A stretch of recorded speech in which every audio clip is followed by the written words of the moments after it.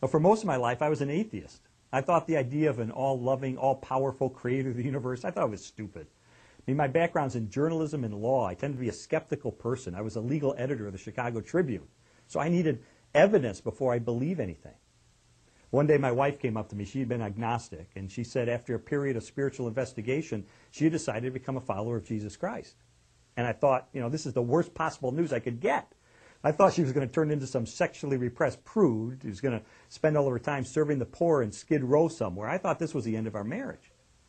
But in the ensuing months, I saw positive changes in her values, in her character, in the way she related to me and the children. It was winsome, and it was attractive, and it made me want to check things out. So I went to church one day, mainly to try to see if I could get her out of this cult that she's gotten involved in. But I heard the message of Jesus articulated for the first time in a way that I could understand it. That forgiveness is a free gift, and that Jesus Christ died for our sins, that we might spend eternity with Him.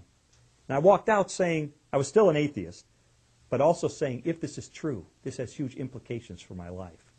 And so I used my journalism training and legal training to begin an investigation into whether there was any credibility to Christianity or to any other world faith system for that matter. I did that for 1 year and 9 months until November the 8th of 1981. And on that day I realized that in light of the torrent of evidence flowing in the direction of the truth of Christianity, it would require more faith for me to maintain my atheism than to become a Christian. Because to be an atheist, I would have to swim upstream against this torrent of evidence pointing toward the truth of Jesus Christ. And I couldn't do that. I was trained in journalism and law to respond to truth. And so on that day, I received Jesus Christ as my forgiver and as my leader. And just like with my wife, my life began to change over time.